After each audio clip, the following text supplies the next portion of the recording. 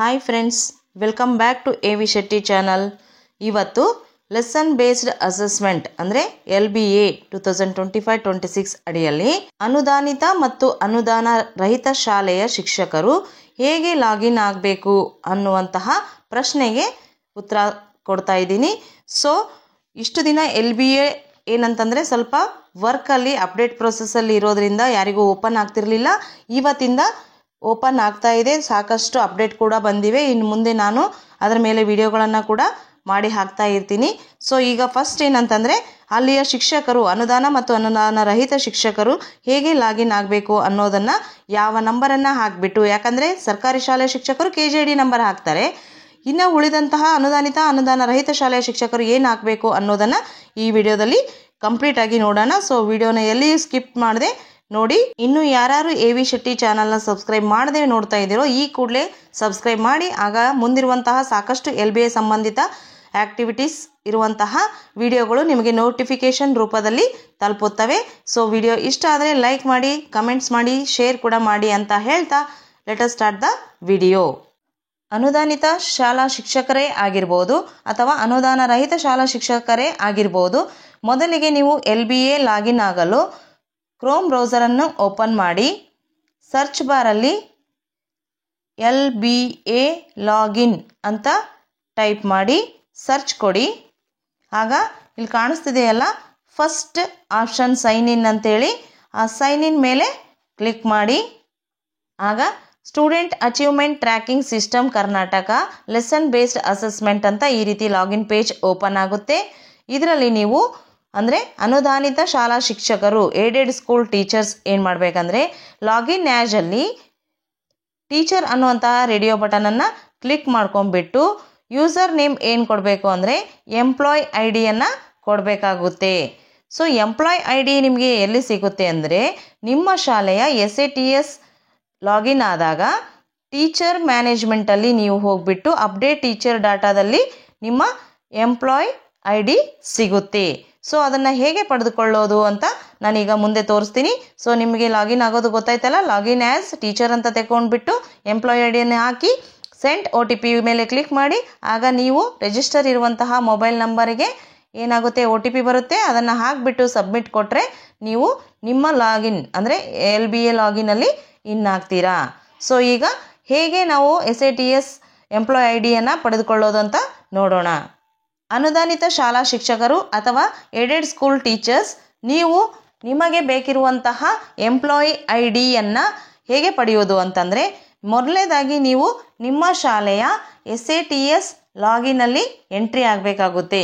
So ಅದಕ್ಕೋಸ್ಕರ Chrome ಬ್ರೌಸರನ್ನು open ಮಾಡಿಬಿಟ್ಟು SATS ಲಾಗಿನ್ ಅಂತ ಸರ್ಚ್ ಕೊಡಿ. ಆಗ ಬರುವಂತಹ ಹೋಮ್ ಪೇಜಲ್ಲಿ ನೀವು ನಿಮ್ಮ ಶಾಲೆಯ ಪಾಸ್ವರ್ಡನ್ನು SATS ಲಾಗಿನ್ ಪಾಸ್ವರ್ಡನ್ನು ಹಾಕಿಬಿಟ್ಟು OTP-ಯನ್ನು ಪಡೆದು OTP-ಯನ್ನು ಎಂಟ್ರಿ ಮಾಡಿ ನಂತರ ನೀವು ನಿಮ್ಮ ಶಾಲೆಯ SATS ಲಾಗಿನಲ್ಲಿ ಈ ರೀತಿಯಾಗಿ ಎಂಟ್ರಿ ಆಗ್ತೀರಿ. ಆಗ ಡ್ಯಾಶ್ಬೋರ್ಡ್ ಲೆಫ್ಟ್ ಸೈಡ್ ಇರುವಂತಹ ಡ್ಯಾಶ್ಬೋರ್ಡ್ ಕೆಳಗಡೆ ಇರುವಂತಹ ಟೀಚರ್ ಮ್ಯಾನೇಜ್ಮೆಂಟ್ ಅಂತಿದೆಯಲ್ಲ, ಈ ಆಪ್ಷನನ್ನು ಕ್ಲಿಕ್ ಮಾಡಿ. ಈ ಮೆನು ಕ್ಲಿಕ್ ಮಾಡಿದಾಗ ಕೆಲವೊಂದಿಷ್ಟು ಸಬ್ ಮೆನುಸ್ ಓಪನ್ ಆಗುತ್ತೆ.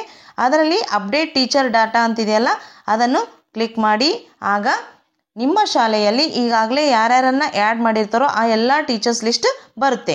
ಇದರಲ್ಲಿ ನೀವು ನಿಮ್ಮನ್ನು ಆ್ಯಡ್ ಮಾಡಿತ್ತು ಅಂತಂದರೆ ಅಲ್ಲಿ KGID ಅಂತೇನು ಕಾಲಮ್ ಕಾಣಿಸ್ತಿದೆಯಲ್ಲ ಆ ಕಾಲಮ್ನಲ್ಲಿರುವಂತಹ ನಂಬರೇ ನಿಮ್ಮ ಎಂಪ್ಲಾಯ್ ID ಆಗಿರುತ್ತೆ.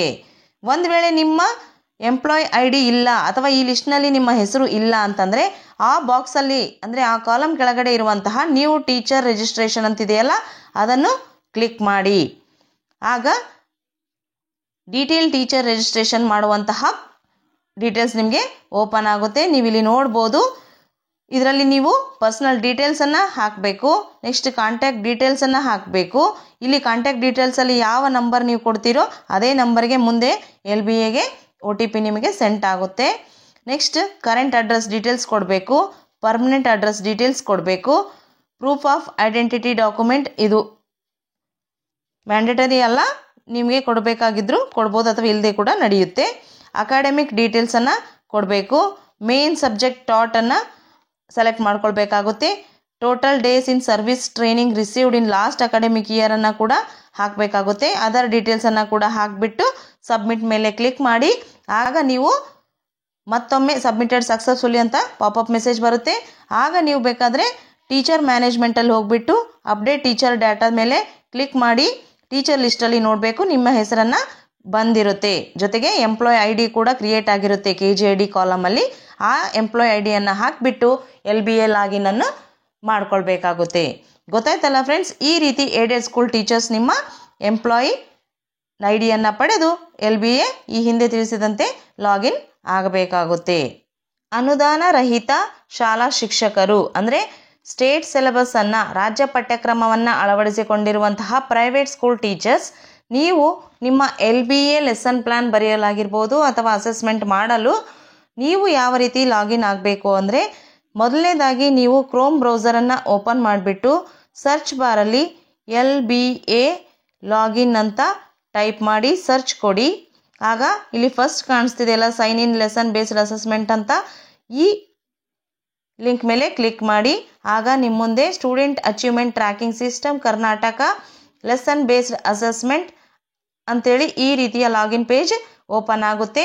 ನೀವಿಲ್ಲಿ ಏನು ಮಾಡಬೇಕಾಗುತ್ತೆ ಅಂತಂದರೆ, ಲಾಗಿನ್ ಆ್ಯಸ್ 3 ಆಪ್ಷನ್ ಇದೆ, teacher, SATS user, office DDPay user ಅಂತೇಳಿ. ನೀವು ಸ್ಯಾಟ್ಸ್ ಯೂಸರ್ ಅಂತ ಇರುವಂತಹ ರೇಡಿಯೋ ಬಟನನ್ನು ಕ್ಲಿಕ್ ಮಾಡಿ. ಯೂಸರ್ ನೇಮಲ್ಲಿ ನೀವು ಏನು ಹಾಕಬೇಕಾಗುತ್ತೆ ಅಂತಂದರೆ, ನಿಮ್ಮ SATSನ ಟೀಚರ್ ID ನಂಬರನ್ನು ಹಾಕಬೇಕಾಗುತ್ತೆ. ಎಲ್ಲಿರುತ್ತೆ, ಹೇಗಿರುತ್ತೆ ಆ ಟೀಚರ್ ID ಅಂತಂದರೆ, ಇದು ನಿಮ್ಮ ಪ್ರೈವೇಟ್ ಸ್ಕೂಲ್ ಆಗಿದ್ದರೂ ಕೂಡ ನಿಮ್ಮ SATS ಲಾಗಿನ್ ಆದಾಗ, ನಿಮ್ಮ ಶಾಲೆಯ ಲಾಗಿನಲ್ಲಿ ಇನ್ ಆದಾಗ ಅಲ್ಲಿ ನಿಮ್ಮ ಹೆಸರಿನ ಮುಂದೆ T-ನಿಂದ ಪ್ರಾರಂಭವಾಗಿರುವಂತಹ ಸಂಖ್ಯೆ ಕಾಣಿಸುತ್ತೆ. ಆ T-ನಿಂದ ಪ್ರಾರಂಭವಾಗಿರುವಂತಹ ಟೀಚರ್ IDನೇ ನಿಮ್ಮದು ಏನಾಗಿರುತ್ತೆ, ಯೂಸರ್ ನೇಮ್ ಆಗಿರುತ್ತೆ. ಸೊ ಅದಕ್ಕೋಸ್ಕರ ನೀವು ಏನು ಮಾಡಬೇಕಾಗುತ್ತೆ, ಲಾಗಿನ್ ಆ್ಯಸ್ ಸ್ಯಾಟ್ಸ್ ಯೂಸರ್ ಅಂತ ಹಾಕಿಬಿಟ್ಟು ಯೂಸರ್ ನೇಮಲ್ಲಿ ಆ T-ನಿಂದ ಪ್ರಾರಂಭ ಆಗಿರುವಂತಹ ಐಡಿಯನ್ನು, ಟೀಚರ್ ಐಡಿಯನ್ನು ಹಾಕಿಬಿಟ್ಟು ಕೆಳಗಡೆ ಸೆಂಡ್ OTP ಮೇಲೆ ಕ್ಲಿಕ್ ಮಾಡಿ. ಆಗ ನಿಮ್ಮ ಸ್ಯಾಟ್ಸಲ್ಲಿ ಏನು ನಿಮ್ಮ ಶಾಲೆಯಲ್ಲಿ ನಿಮ್ಮ ಮೊಬೈಲ್ ನಂಬರನ್ನು ಎಂಟ್ರಿ ಮಾಡಿರ್ತಾರೋ ಕಾಂಟ್ಯಾಕ್ಟ್ ಡೀಟೇಲ್ಸಲ್ಲಿ, ಆ ಡೀಟೇಲ್ಸಲ್ಲಿ ಇರುವಂತಹ ಮೊಬೈಲ್ ನಂಬರ್ಗೆ OTP ಬರುತ್ತೆ. ಆ OTPಯನ್ನು ಹಾಕಿ ಎಂಟ್ರಿ ಕೊಡಿ, ಸಬ್ಮಿಟ್ ಕೊಡಿ. ಆಗ ಏನಾಗುತ್ತೆ, ನೀವು LBAನಲ್ಲಿ ಲಾಗಿನ್ ಆಗ್ತೀರಾ. ಸೊ ಈಗ ಯೂಸರ್ ನೇಮ್ ಏನು ತಗೊಳ್ಬೇಕು ಅಂದರೆ ಟೀಚರ್ ID ಅಂತ ಗೊತ್ತಾಯಿತು. ಸೊ ಆ ಟೀಚರ್ ID ನಿಮಗೆ ಎಲ್ಲಿ ಸಿಗುತ್ತೆ ಅನ್ನೋದನ್ನು ನಾನೀಗ ನಿಮಗೆ ತೋರಿಸ್ತೀನಿ. ಅದಕ್ಕೋಸ್ಕರ ಈ ರೀತಿ ನೀವು ನಿಮ್ಮ ಶಾಲೆಯ SATS ಲಾಗಿನಲ್ಲಿ ಸರ್ಚ್ ಮಾಡಬೇಕಾಗುತ್ತೆ. ಬನ್ನಿ ನೋಡೋಣ ಹೇಗೆ ಅಂತ. ಮೊದಲಿಗೆ ಕ್ರೋಮ್ ಬ್ರೌಸರನ್ನು ಓಪನ್ ಮಾಡಿ ಅಲ್ಲಿ SATS ಲಾಗಿನ್ ಅಂತ ಟೈಪ್ ಮಾಡಿ. ನಂತರ ಅಲ್ಲಿ ನಿಮ್ಮ ಶಾಲೆಯ ಪಾಸ್ವರ್ಡನ್ನು ಎಂಟ್ರಿ ಮಾಡಿ. OTP ಬರುತ್ತೆ, ಅದನ್ನು ಟೈಪ್ ಮಾಡಿಬಿಟ್ಟು ನಿಮ್ಮ SATS ಲಾಗಿನ್ನಲ್ಲಿ ಇನ್ ಆಗಬೇಕು. ನಿಮ್ಮ ಶಾಲೆಯ SATS ಲಾಗಿನ್ನಲ್ಲಿ ಇನ್ ಆದ ನಂತರ ಲೆಫ್ಟ್ ಸೈಡ್ ಇಲ್ಲಿ ಕಾಣಿಸ್ತಿದೆಯಲ್ಲ ಡ್ಯಾಶ್ಬೋರ್ಡ್, ಅದರ ಕೆಳಗಡೆ ಇರುವಂತಹ ಟೀಚರ್ ಮ್ಯಾನೇಜ್ಮೆಂಟನ್ನು ಕ್ಲಿಕ್ ಮಾಡಿ. ಅದರಲ್ಲಿ ಬರುವಂತಹ ಸಬ್ ಮೆನ್ಯೂಸಲ್ಲಿ ಫಸ್ಟ್ ಆಪ್ಷನ್ ಅಪ್ಡೇಟ್ ಟೀಚರ್ ಡಾಟಾವನ್ನು ಕ್ಲಿಕ್ ಮಾಡಿ. ಆಗ ನಿಮ್ಮ ಶಾಲೆಯಲ್ಲಿ ನೀವು ಆಲ್ರೆಡಿ ಆ್ಯಡ್ ಮಾಡಿರುವಂತಹ ಎಲ್ಲ ಟೀಚರ್ಸ್ ಲಿಸ್ಟ್ ಇಲ್ಲಿ ಓಪನ್ ಆಗುತ್ತೆ. ಇಲ್ಲಿ ಅವರ ಪ್ರತಿಯೊಂದು ಡೀಟೇಲ್ಸ್ ಡಿಸ್ಪ್ಲೇ ಆಗಿರುತ್ತೆ. ಅದರಲ್ಲಿ ನೀವು SATS ಅಂದರೆ STS ಟೀಚರ್ ID ಅಂತಿದೆಯಲ್ಲ, ಅದು T-ನಿಂದ ಇಂಗ್ಲೀಷ್ ಕ್ಯಾಪಿಟಲ್ ಲೆಟರ್ T-ನಿಂದ ಪ್ರಾರಂಭ ಆಗಿರುತ್ತೆ. ಸೊ ಆ T-ನಿಂದ ಪ್ರಾರಂಭ ಆಗಿರುವಂತಹ ಟೀಚರ್ IDಯನ್ನು ನೀವು ನಾನು ಈಗಾಗಲೇ ತೋರಿಸಿದ್ದೀನಲ್ವ, ಆ LBA ಲಾಗಿನಲ್ಲಿ ನೀವು ಹಾಕಬೇಕಾಗುತ್ತೆ. ಆಗ ಹಾಕಿದಾಗ ನೀವು ಇಲ್ಲಿ ಟೀಚರ್ ಲಿಸ್ಟಿಗೆ ಅಂದರೆ ಟೀಚರ್ ಡೀಟೇಲ್ಸ್ಗೆ ಯಾವ ಮೊಬೈಲ್ ನಂಬರ್ ಕೊಟ್ಟಿರ್ತೀರೋ ಆ ಮೊಬೈಲ್ ನಂಬರ್ಗೆ OTP ಬರುತ್ತೆ. ಆವಾಗ ನೀವು ಆ ಮೊಬೈಲ್ ನಂಬರ್ನ ಬಂದಿರುವಂತಹ OTPಯನ್ನು ಎಂಟ್ರಿ ಮಾಡಿಬಿಟ್ಟು ನೀವು ಲಾಗಿನ್ ಆಗ್ಬೋದಾಗಿದೆ.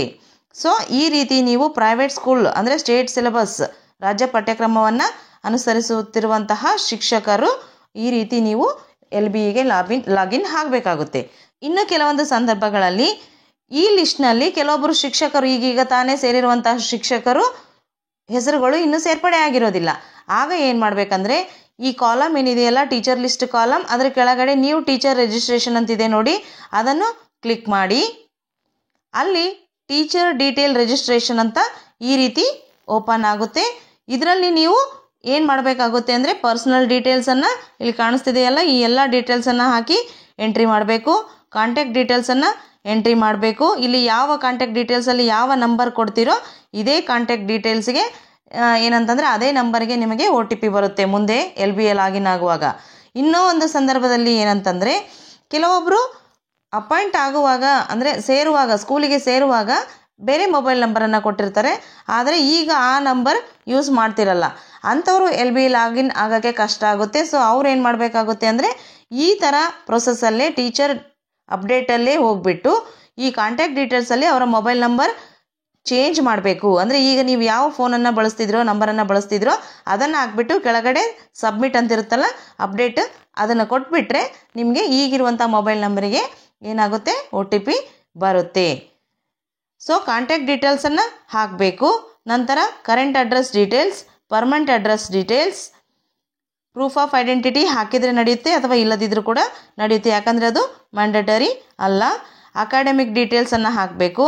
ಮೇನ್ ಸಬ್ಜೆಕ್ಟ್ ಸ್ಟಾರ್ಟ್ ಆ ಡೀಟೇಲ್ಸನ್ನು ಇದೆಲ್ಲ ಹಾಕಿ, total days in training received in last academic year ಅದನ್ನು ಕೂಡ ಹಾಕಿ, ಇನ್ನು ಅದರ್ ಡೀಟೇಲ್ಸಲ್ಲಿರುವಂಥ ಮಾಹಿತಿಯನ್ನು ಫಿಲ್ ಮಾಡಿ ಸಬ್ಮಿಟ್ ಮೇಲೆ ಕ್ಲಿಕ್ ಮಾಡಿದಾಗ ನಿಮಗೆ ಟೀಚರ್ ಮ್ಯಾನೇಜ್ಮೆಂಟಲ್ಲಿ ಆ ಲಿಸ್ಟ್ ಜೊತೆ ನಿಮ್ಮ ಹೆಸರು ಕೂಡ ಸೇರ್ಪಡೆ ಆಗುತ್ತೆ.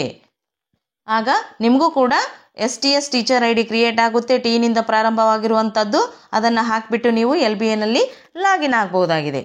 ಗೊತ್ತಾಯ್ತಲ್ಲ ಫ್ರೆಂಡ್ಸ್, ಈ ಎಲ್ಲ ಮಾಹಿತಿ ಅನುದಾನ ರಹಿತ ಅಂದರೆ ಪ್ರೈವೇಟ್ ರಾಜ್ಯ ಪಠ್ಯಕ್ರಮ ಸ್ಟೇಟ್ ಸಿಲೆಬಸನ್ನು ಬಳಸುವಂತಹ ಶಿಕ್ಷಕರ ಲಾಗಿನ್ ಪ್ರೊಸೆಸ್ ಆಯಿತು. ವಿಡಿಯೋ ಇಷ್ಟ ಆದರೆ ಲೈಕ್ ಮಾಡಿ, ಚಾನಲ್ನ ಸಬ್ಸ್ಕ್ರೈಬ್ ಮಾಡಿ. ಮುಂದಿನ ವಿಡಿಯೋದಲ್ಲಿ ಮತ್ತೆ ಸಿಗೋಣ ಅಂತ ತಿಳಿಸ್ತಾ ಬಾಯ್ ಫ್ರೆಂಡ್ಸ್.